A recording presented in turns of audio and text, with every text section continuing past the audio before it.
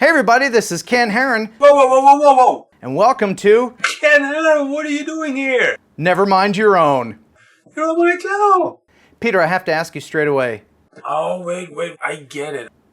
You want to ask me a couple of questions. Hey, well, alright, buddy. You're welcome. You gotta know, Ken Heron, he's kinda some kinda guy, USA-based drone, I don't know what, where, owner, channel, radio guy and stuff, and we thought it would be fun if I ask like 10 questions to Ken, and Ken asked 10 questions to me. Today is the day that Ken is gonna ask whatever is on his heart and what he always wanted to ask me. It's true. Where did the name Never Mind Your Own come from? One day I was at the zoo and then they were feeding the lions.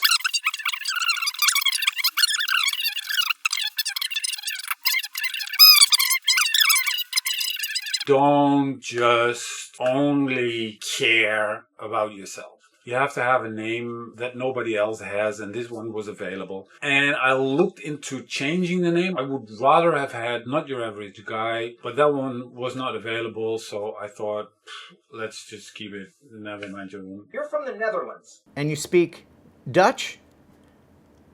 Is English required learning in your schools? Do most people speak English in the Netherlands? Well, actually, yes. Because if you look on the map, you can see that the Netherlands is a very small country, and we are in between Britain, Germany, and France. Nobody in the world is going to learn Dutch. We're so tiny, we're so small. If we want to do business in the world, we will have to speak other people's language. I had to learn these 3 languages. I'm not very good at languages anyway, but... You have your brother on your videos sometimes, and that's cool. I like your interaction. Was it his idea to join you, or did you bring him in?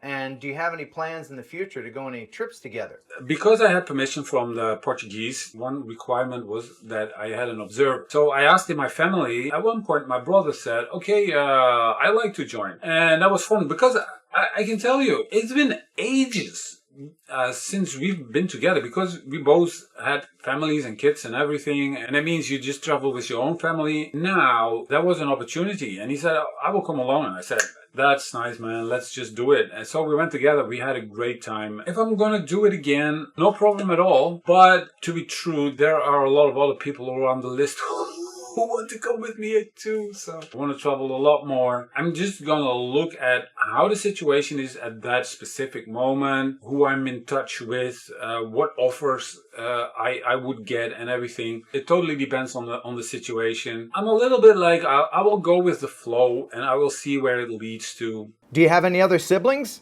Are they going to appear in any of your videos? I want to get one of my son-in-laws into drones as well. I'm working on it. I'm planning to do a video with him, so he's gonna appear in one of the videos. When that's successful and we're having fun and we can make some entertaining videos of it, then he might come more often. And when he gets better, I think he's gonna be more into racing drones. We'll see what will happen.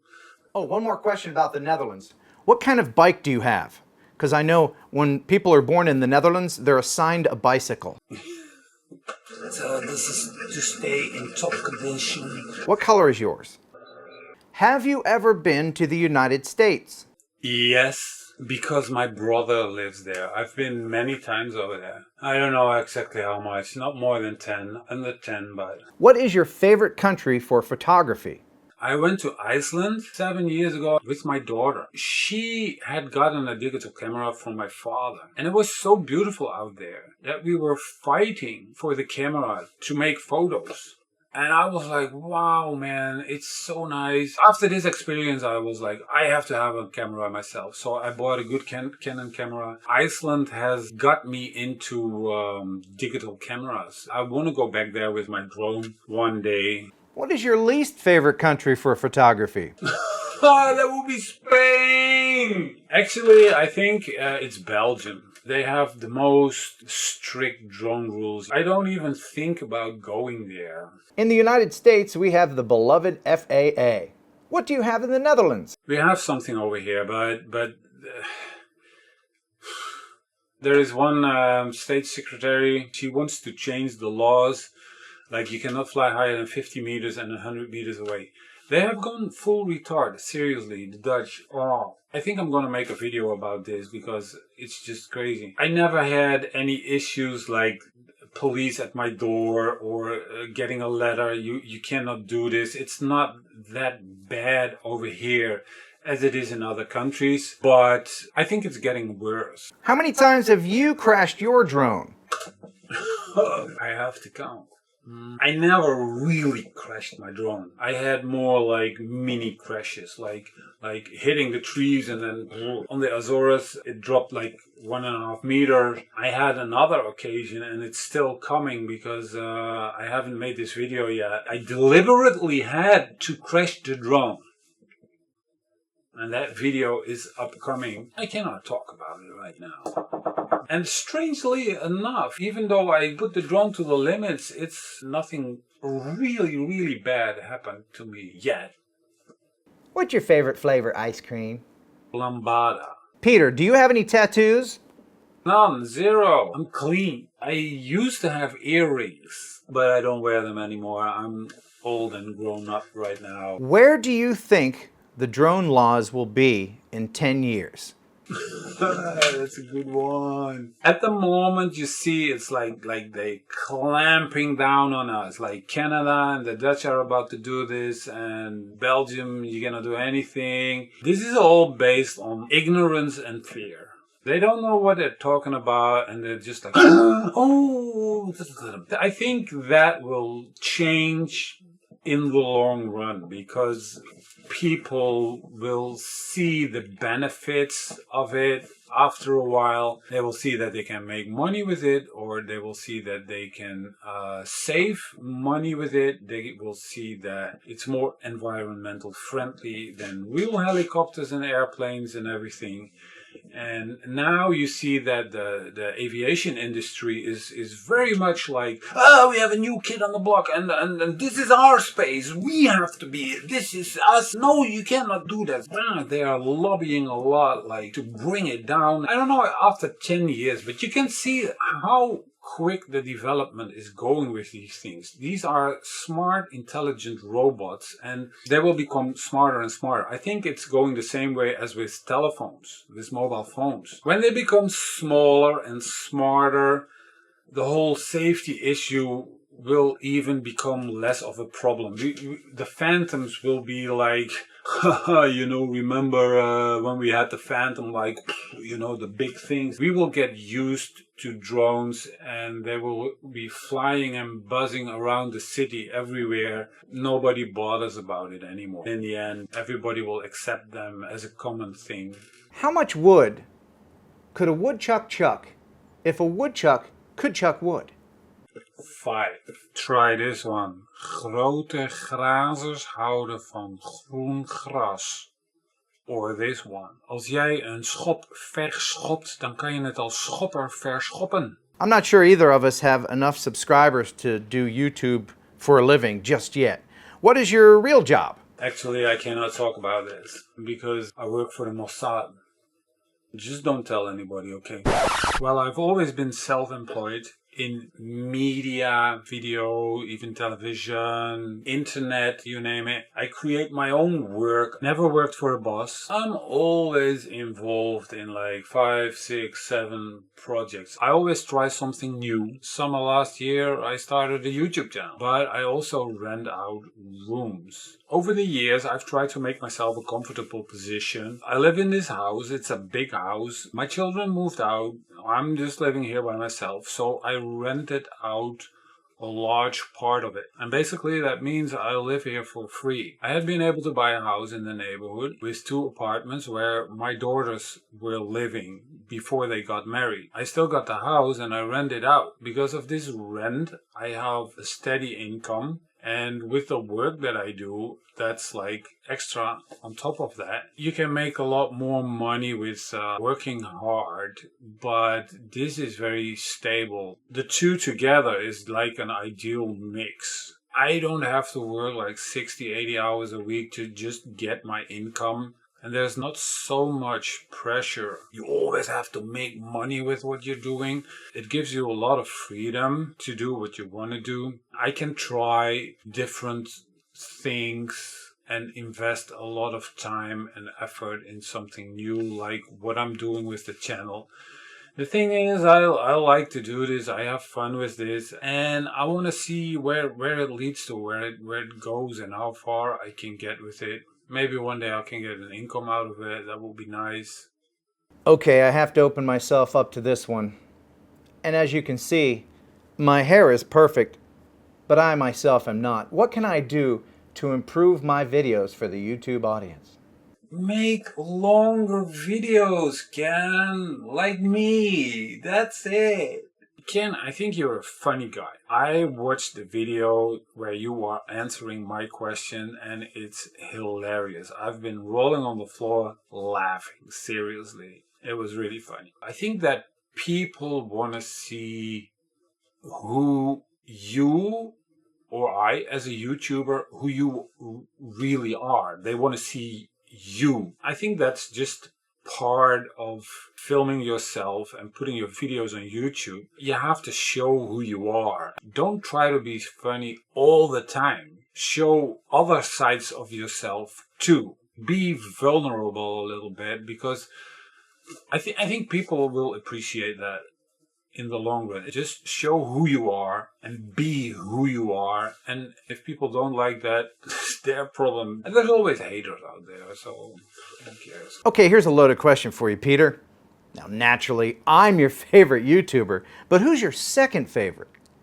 You got Casey Neistat. You have to watch the videos of Casey Neistat because he's one big name and he's doing drone stuff too, etc. So you'll have to just watch that. But I kind of like him. He has a certain attitude. I can appreciate that. Recently, I like Peter McKinnon. He's like a photographer and he really makes nice cinematic videos that look great. It's not my style.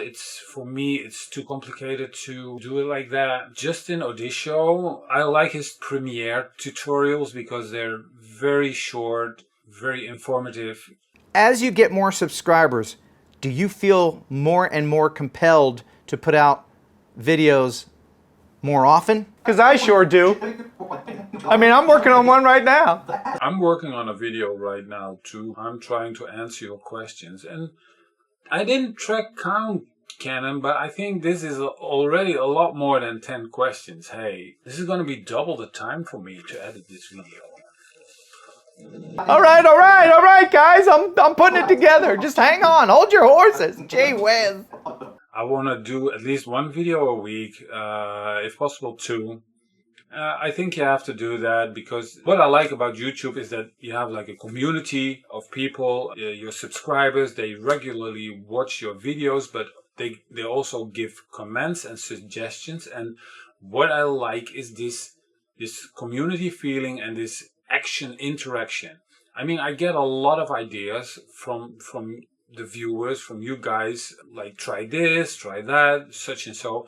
And if there is a good idea, I test it out and I'm like, oh, that's great. And then I put it in the video. So it's a process. And if you stop doing that, if you have a video once a month or something, you don't have it like that. So you have to be committed to what you're doing and to your channel. And now, Peter, I invite you to tell me and everyone else something you've never told anyone before.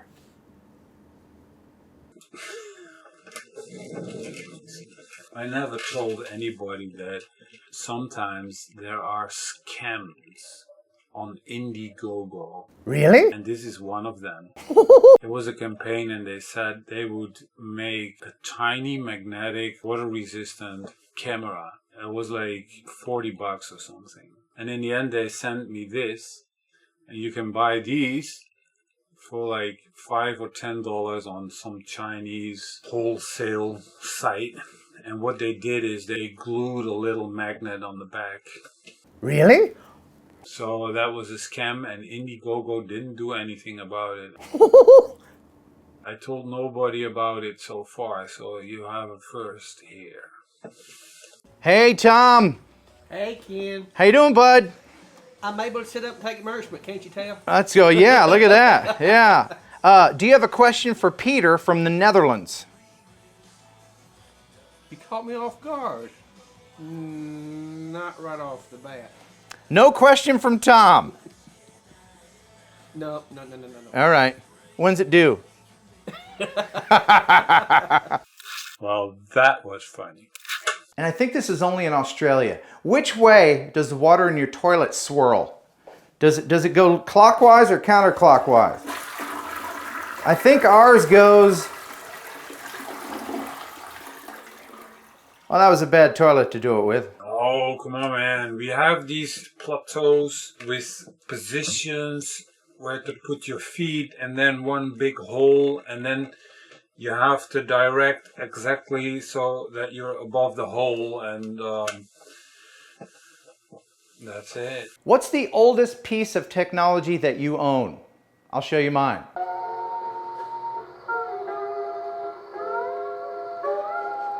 That will be this.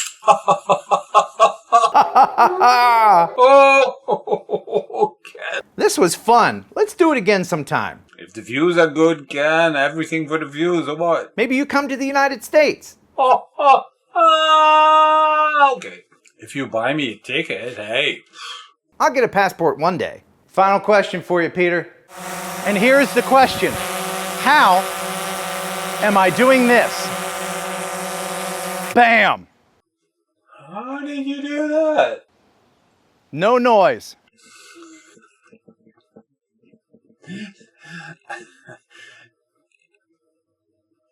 None whatsoever. That is pretty good, actually. This is the microphone. This is the drone. It's totally quiet. Tap, tap, tap. That's a nice trick. If you can figure that out, then you're awesome. Incredible. I think you're doing this with digital filtering. I'll give an example. Edit clip in Adobe Audition. And here's the question. How am I doing this? And you can select the part with the noise. Go to Effects. Noise reduction. And then you have to slide the sliders a little bit over here. And here's the question. How am I doing this? Bam! Well, as you heard, I removed the drone noise. It's not as perfect as yours. Probably it's a matter of the right settings. And I'm not going to spend all afternoon trying to find the perfect settings for this. But it's a nice trick. It's a nice trick and it sounds really good. And I still want to know how you did it. Thanks for watching. Thanks for subscribing. Also subscribe to Never Mind Your Own and have a great day. Well, anyway, guys, Ken, thank you for being on my channel. Thank you for having me on your channel. It was fun. I liked it. I hope everybody, you guys, I hope you liked the video. Sure, every creative, nice idea, let us know in the comments below what you think of it. Maybe you have a creative idea of what I or Ken or we or whatever we have to do next. Let us know. See you on the next video. Let's bring that noise back. There it is. There's the familiar horde of wasps. I think what you got to do is you have to make a tutorial on your channel on how you do it, because I think a lot of people do want to know. Make sure you watch the video on Ken's channel as well.